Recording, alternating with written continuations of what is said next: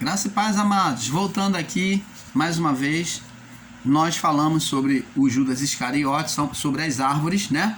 E falamos que o Judas Iscariote já tinha a natureza má nele, né?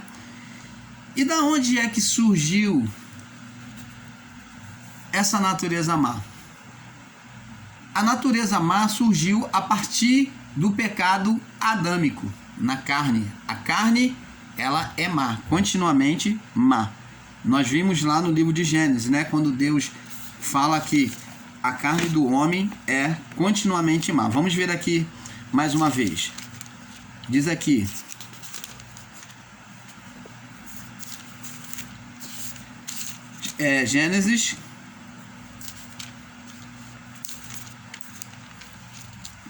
Gênesis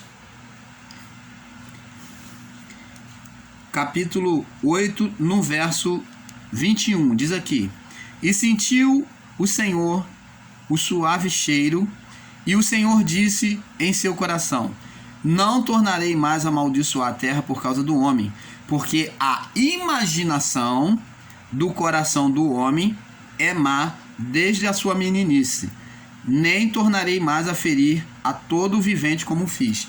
Então você vê que o próprio Deus aqui, já no início da criação, confessa que a carne do homem, o coração do homem já é má desde menino.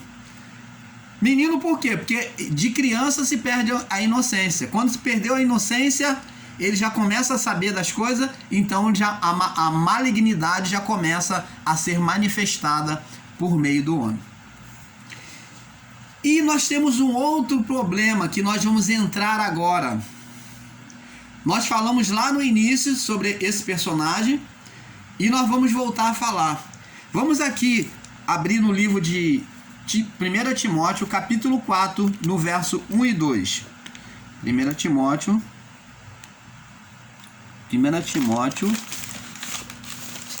capítulo 4, no verso 1 e 2. Vamos lá.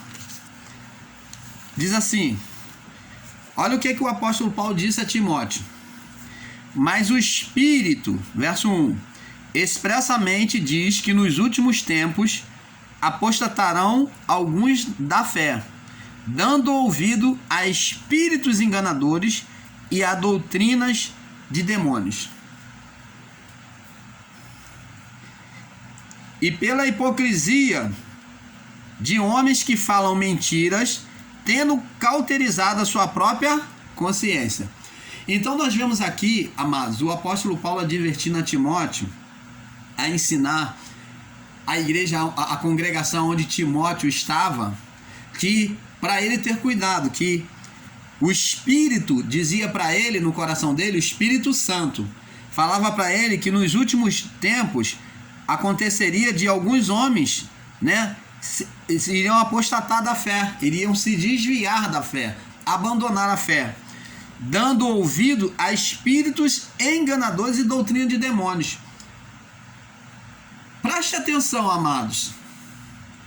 Essas mesmas coisas estão acontecendo hoje. A natureza carnal do homem, que é má, dificilmente, né, algumas vezes se manifesta boa, mas em si mesmo ela é má. Aqui os homens dominando sobre outros homens vêm ensinar doutrinas de demônios, de espíritos enganadores. Preste atenção, talvez você caiu na curiosidade um dia e talvez sempre teve a curiosidade de saber.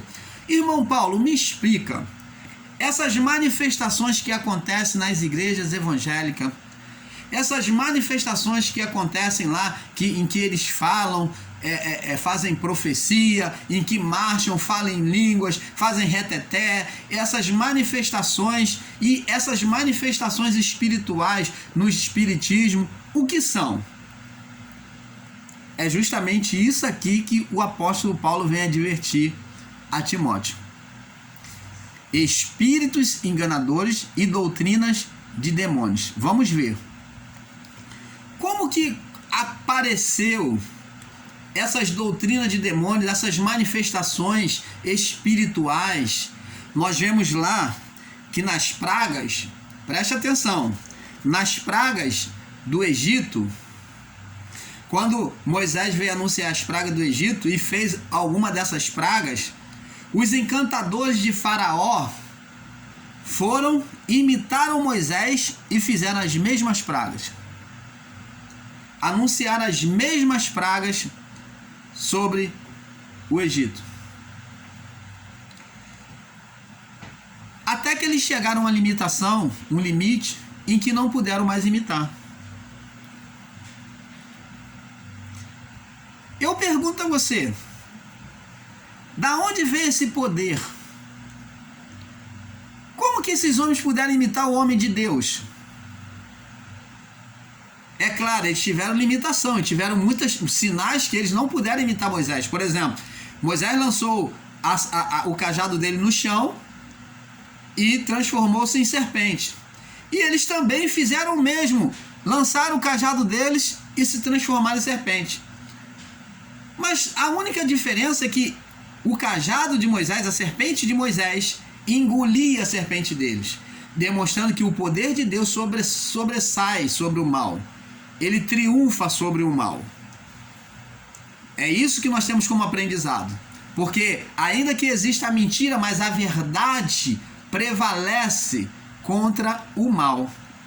A mentira, ela chega a parecer verdade, como o cajado deles se transformar em serpente também. Mas a serpente de Moisés engoliu totalmente a serpente dos magos. Porque a verdade prevalece diante da mentira. A luz prevalece diante das trevas. Ela faz dissipar as trevas.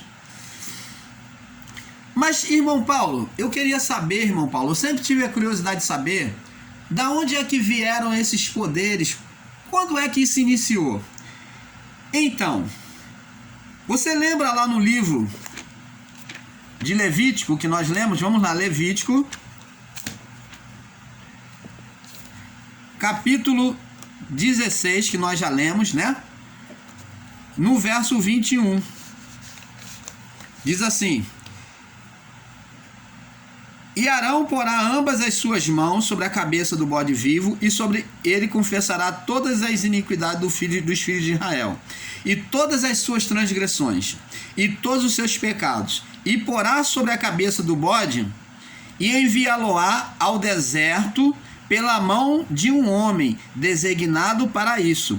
Assim, aquele bode levará sobre si todas as iniquidades deles,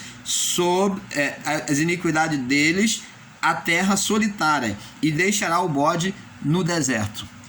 Você lembra que eu falei para você sobre o bode que era chamado pelos hebreus de bode Azazel? Bode Azazel. Então, o bode Azazel é um bode.